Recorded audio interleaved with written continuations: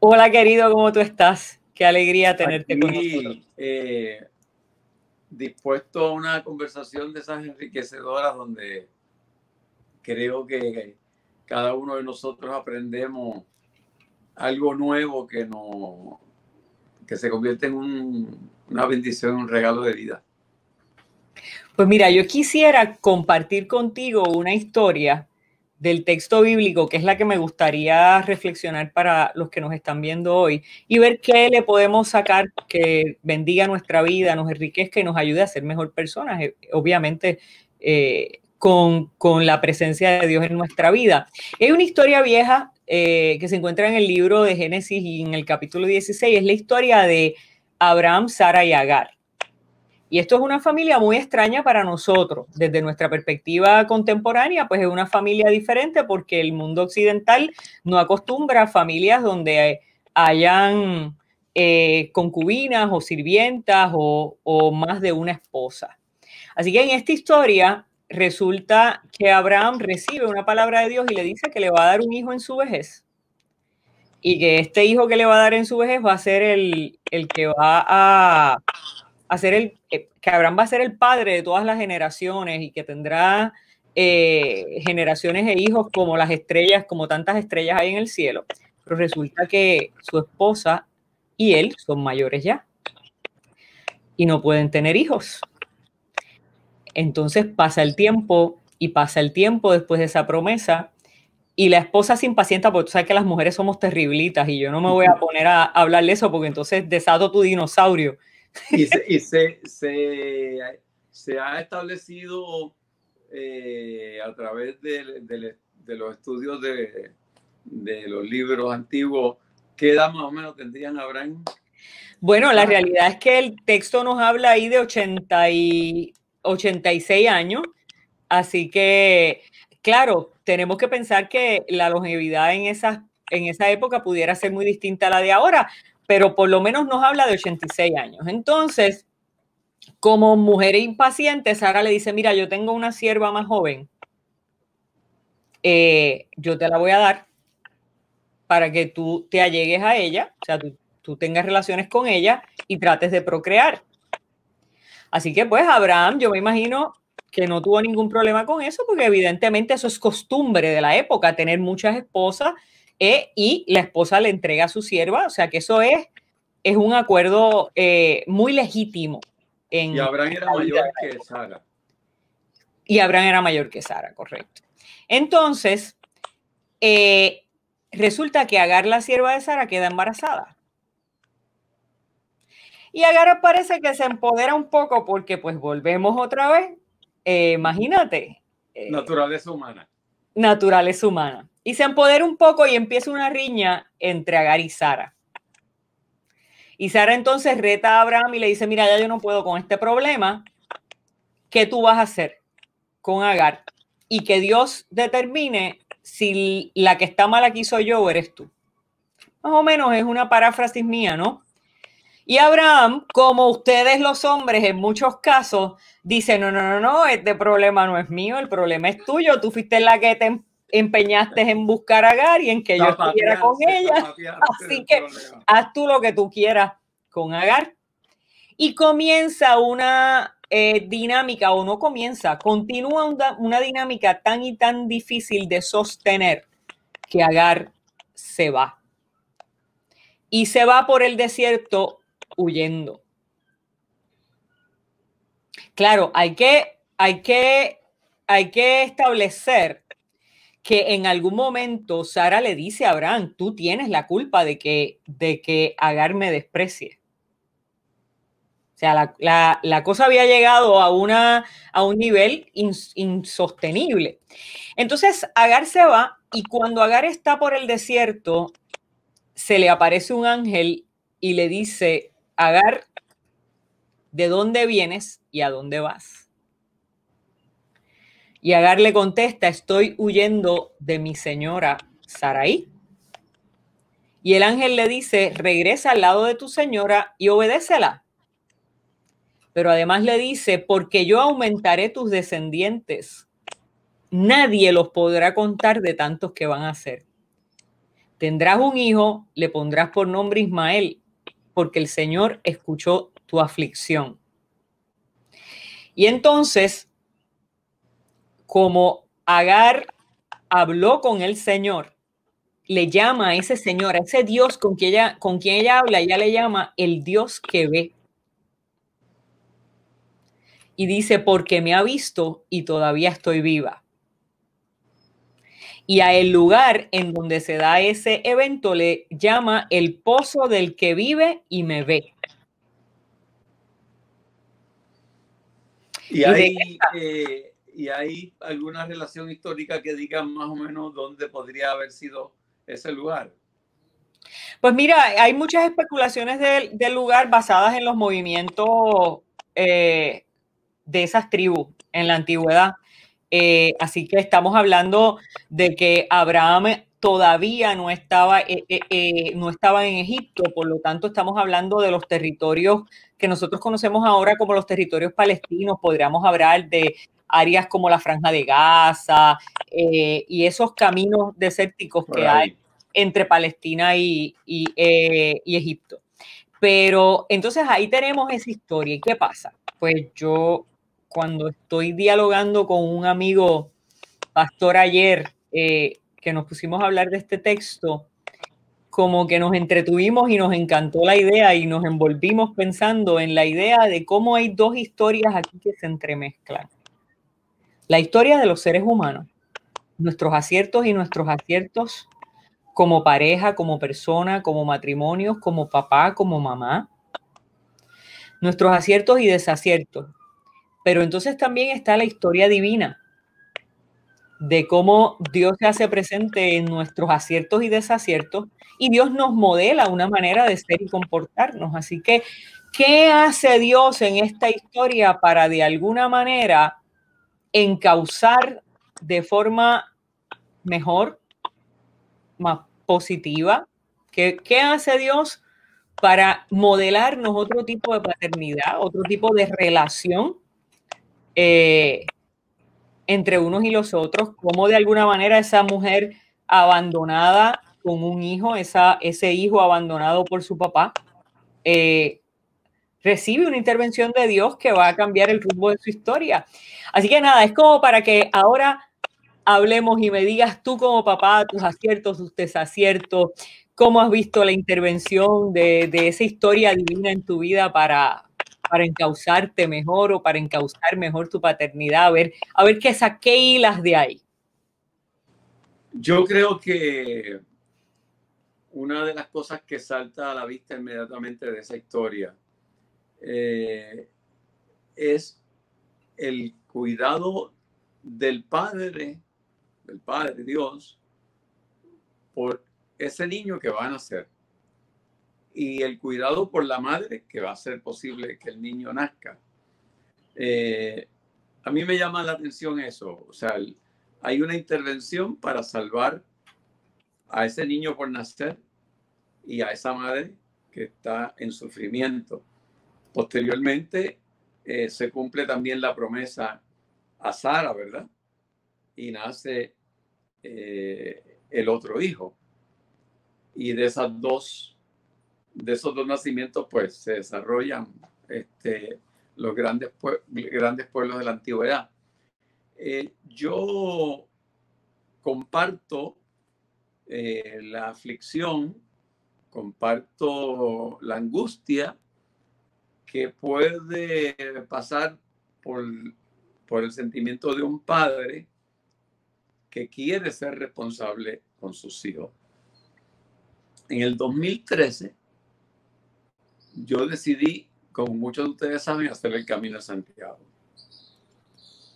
Y hice el Camino de Santiago porque se lo había prometido a mi hermano Tony Croato celebrar su vida y la mía si yo llegaba a la edad en que él partió. Y Belice estaba esa noche. Esa noche que yo internamente hice esa promesa con Tony, tú estabas allí. Y me acordé de ella cuando llegué a los 65 años. Y decidí hacer el Camino de Santiago. Y en un momento determinado, y la foto alguien la tomó. Y yo veo a través de la foto que se tomó de este instante, yo logro ver la reflexión que pasaba por mi mente y por mi corazón en ese momento. Y era mi cuestionamiento de cuán buen papá yo había sido. Y me di cuenta de varias cosas. Número uno, que muchas de las actuaciones de yo fingir o fungir como un Superman para mis hijos, lo que necesiten yo voy a estar ahí. No importa lo que me pidan, yo lo voy a dar. No voy a compartir con ellos mis sufrimientos y mis carencias. Para ellos yo siempre voy a ser ese papá con el que pueden contar al 100%. Ese día me di cuenta que eso es un error. Me di cuenta que los hijos necesitan ver la vulnerabilidad de los padres. Me di cuenta que mucha de esa actuación de super papá que yo pretendía hacer era una compensación por no haber cumplido con unos estándares que debieran ser concebidos en la familia tradicional. Me había divorciado en 2 ocasiones y había tratado de compensar con mis hijos lo que yo entendía que era un fallo de mi parte. Cuando escucho esta historia de Abraham y de Agar, me doy cuenta que a veces el juicio que nosotros mismos nos hacemos es mucho más fuerte, tiene una carga de castigo mayor que la que el mismo Dios nos hace, si es que nos juzga de la forma en que nosotros muchas veces nos juzgamos. Cuando yo me divorcié de mi primer matrimonio, yo tenía unos gemelos, hembra y varón, y yo quise llevarme los niños conmigo en igualdad de condiciones que la mamá, y así lo acordamos. Y yo los tenía una semana y ella los tenía otra semana. De pronto nos dimos cuenta que eso no era un buen balance de seguridad para los niños y empezamos a buscar otro balance. Durante la semana con ella, los fines de semana conmigo. Y así se criaron mis hijos mayores. Luego vino la hija del medio, que yo traté de establecer un sistema parecido, pero su mamá entendía que no era lo correcto, pero sí la tenía todos los fines de semana. Y posteriormente vinieron mis hijas menores y la separación de su mamá y mi relación con ellas fue más complicada, porque más complicada era mi vida y más complicadas eran las relaciones, no en los 70, sino en el 2000, ya casi 98 del 2000. En el 2013, cuando hago el Camino de Santiago, me doy cuenta que yo tenía también algo de lo cual enorgullecerme. Mis 5 hijos se sienten una sola familia. Y se sienten una sola familia porque yo tuve siempre como propósito el que yo no me divorciaba de ellos, el que ellos merecían tenerse los unos a los otros, y yo hice lo indecible porque se mantuvieran en comunicación de hermanos. En el 2013 me di cuenta que eso lo había logrado. Y me di cuenta que si en algo había fallado era el no permitirles a ellos pasar por los esfuerzos que yo tuve que pasar como hijo de una familia de 14. Esas dificultades a las que me enfrenté me pulieron como ser humano. Y yo intenté, para compensar la culpa del divorcio o de los divorcios, el que ellos no pasaran por esas situaciones difíciles que yo tuve que pasar, y posiblemente les privé de cultivar una fortaleza a base del sacrificio y del desarrollo del carácter que se da cuando uno se enfrenta a las situaciones difíciles. Poco después de esa reflexión, pude individualmente conversar con mis hijos y comunicarles un poco lo que para mí antes era como que el orgullo de haber sido el super papá. Me daba cuenta que no necesariamente era lo mejor que yo pude haber hecho por ellos. Pero hoy puedo decir que mis hijos siguen siendo un núcleo completo. De hecho, poco antes de que tú y yo conversáramos, Ibe, estaba yo entrando en el chat que tenemos en WhatsApp, donde está mi hija Mariem, que está en Los Ángeles, mi hija Andrea, que está en Minnesota, mi hija Cecilia, que está en Londres, Carlos y Yari, que están en Puerto Rico. Y somos una familia que día a día, todos los días nos comunicamos. Entre ellos hay una relación de hermanos que se llaman, se consultan, se apoyan. Los hijos de mis hijos, que son ya 3, como dije, son primos hermanos que se comunican y se aman y se quieren. Y a mí me parece que lo que podríamos mirar como ese pecado o ese fallo inicial que vemos en lo que pasó con Sara y con Agar, la decisión de Abraham, los errores que cometieron. Sin embargo, a la larga, de ahí, de esas imperfecciones, salieron generaciones y generaciones de seres humanos, que como seres humanos también cometen sus errores y tienen sus imperfecciones, como son mis hijos, que son extraordinarios y como todos hermanos, pues tienen sus logros y sus fracasos. Pero me siento identificado con la historia porque yo pasé esas angustias por las que debe haber pasado Abraham, de qué hacer, cómo yo ser un buen papá, cómo cumplir con mi responsabilidad. Y tal vez a la larga ver cómo pudo tal vez haber visto Abraham que se cumplió la promesa y que salieron generaciones de seres humanos que han ayudado a crear este mundo que nos ha tocado vivir en este momento. Qué bello, y yo puedo dar fe de ese gran padre que eres y de esos hijos maravillosos que tienes. Todos muy particulares, todos son un mundo como todos los seres humanos, diferentes, diversos, pero tu familia es una familia muy emblemática porque nos enseña la unidad, o sea, y lo que tú has logrado también trayendo esas cápsulas de tu familia a todos nosotros que te vemos a través de los medios, es lindo porque veía hoy, y voy a hacer un anuncio, ¿verdad? Sin querer, pero veía hoy en los medios un anuncio, una felicitación a tu papá, ayer o hoy, no sé, una felicitación a tu papá por el plan médico que él tiene.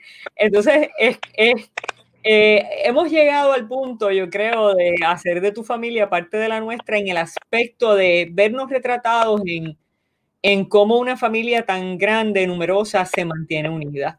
Y mira, siempre vamos a tener nuestros problemas, como lo tuvo Sara y Agar, vamos a tener nuestros problemas como lo tuvo Ismael y como lo tuvo Isaac, vamos a tener nuestros problemas como lo tuvieron todos. Yo creo que esa es la riqueza del texto bíblico, que nosotros nos podamos ver en esas historias. La única diferencia es que, ¿verdad? Muchos de nosotros no permitimos que el gran padre, como tú dijiste ahorita, el gran padre intervenga y nos ayude a enrumbarnos y a encauzar nuestra vida de una mejor manera. Yo creo que aquí un poco lo que podemos extraer también de esta historia es permitirle al gran padre que nos ayude a corregir nuestros errores. En un momento determinado de mi relación con mis hijos, hubo una situación de muchísima angustia donde con con una de ellas hubo un distanciamiento. Era muy joven. Y yo recuerdo que en mi reflexión y en mi oración, yo ponía ahí mi angustia y mi dolor. Y yo sentía que había una voz o es un pensamiento que me venía: apuesta al amor. Apuesta al amor. Y eso me reconfortaba.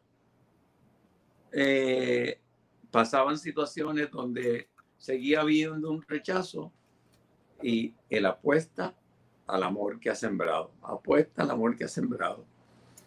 Y yo les puedo confesar a ustedes que con esa hija posiblemente tengo, si no la más, una de las mejores relaciones que tengo con mis hijos en términos de expresar amor, de solidaridad, de estar ahí.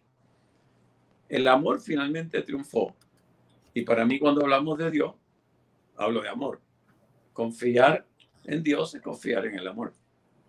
Claro, claro. Qué bello, Silverio. Siempre es hermoso que tengamos estas conversaciones. Yo creo que nos bendicen con la manera que tú ves el mundo, con tu vulnerabilidad. O sea, tú eres una persona que tienes muy poco que ocultar, que abres las ventanas de tu vida y de tu casa a que nosotros te veamos tal cual, y eso es una lección de vida, ¿no? O sea, no eres perfecto, yo tampoco lo soy, o sea, no lo somos, pero en ese caminar sí cometemos errores y tratamos de ver cómo Dios nos ayuda a enmendarlos, a encaminarnos y ser transparente. A mí me encantó, hice una notita, varias cosas que tú dijiste.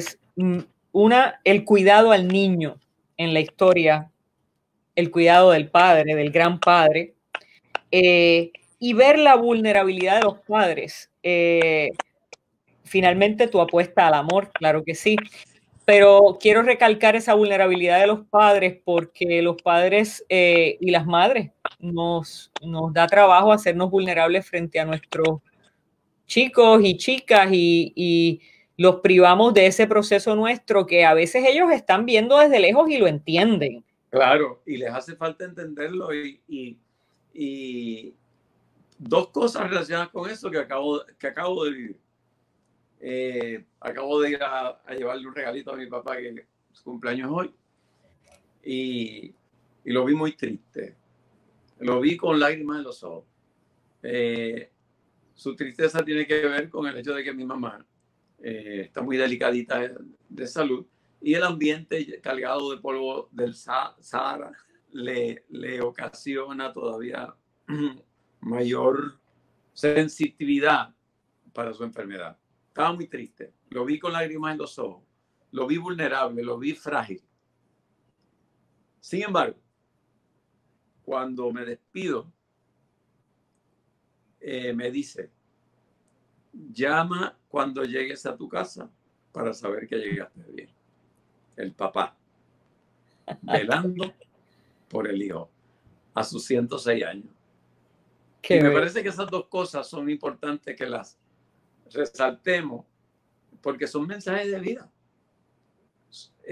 Me parece que para los hombres y padres que estén congregados contigo, es bien importante el que sepamos perdonarnos nuestras vulnerabilidades, nuestras fragilidades, nuestros errores. Porque si nos sabemos perdonar, podemos pasar la página y ser mejores papás. Cuando yo pude en ese camino de Santiago pasar la página del perdón a mí mismo, de que había tratado de compensar con culpa lo que yo entendía que había sido errores míos, fui más franco, fui más abierto, fui mejor papá. Pero también hay que recalcar que uno nunca debe renunciar, como no ha renunciado mi papá en ese último petición que me hizo antes de irme de la casa. uno nunca debe renunciar a ese rol del padre, que es el que entiende, el que en un momento determinado debe dejar espacio para que los hijos crezcan, pero que en el momento en que hace falta que uno esté, estás ahí. Esa es una función insustituible. La función de la madre es insustituible, pero la función del padre también es insustituible. Es un privilegio y es una responsabilidad que tenemos que cumplir a cabalidad. Y esa es mi petición, mi sugerencia a los padres de tu congregación, y es que nunca renunciemos a nuestro rol de responsabilidad, de amor, de sabiduría, de ser papá. Gracias, Silver. Qué alegría, porque es una manera de que, de la misma manera que hemos estado envueltos en otras cosas a nivel profesional o personal, de que también entres un poco a este espacio, que es un espacio de mucha bendición a tanta gente y que yo creo que les hace ver también, les hace ver cómo las personas que para muchos de nosotros son inaccesibles, personas como tú, que no necesariamente están en nuestro diario vivir y que uno las ve desde otra perspectiva, en otras esferas, y uno piensa que de ninguna manera va a poder tener este tú a tú. Pues yo creo que es lindo que también la gente conozca de esas situaciones de vida, y que conozcan que tú también pasas por situaciones difíciles con tus hijos, claro, con tu familia, y que lo que ven en uno que de alguna manera admiran, lo que las personas puedan admirarle a ti, no se ha logrado fácil. O sea, eso no vino en una canasta con oro, ¿no? Y que bajó del cielo, sino que ha tenido que darse después de mucho sacrificio, mucha reflexión, y contar ciertamente con la ayuda del gran Padre, que siempre nos guíe por estos caminos de la vida. Así que bueno, te quiero mucho, lo sabes. Te bendigo a ti, a Jessica, a toda tu familia, sobre todo tu papá, que cumple años, tus hijas, que pases un día muy, muy feliz, y gracias por hacerte parte de nosotros en este día. Gracias a ti por estas grandes oportunidades de abrir nuestro corazón y de compartir bendiciones que hemos recibido, y con la esperanza de que siempre que estas conversaciones, pues, de la misma forma que son de bendición para nosotros, sean de bendición para todos ustedes, los que están congregados. Muchas bendiciones para ustedes y felicidades a los padres. Dios te bendiga. Chao.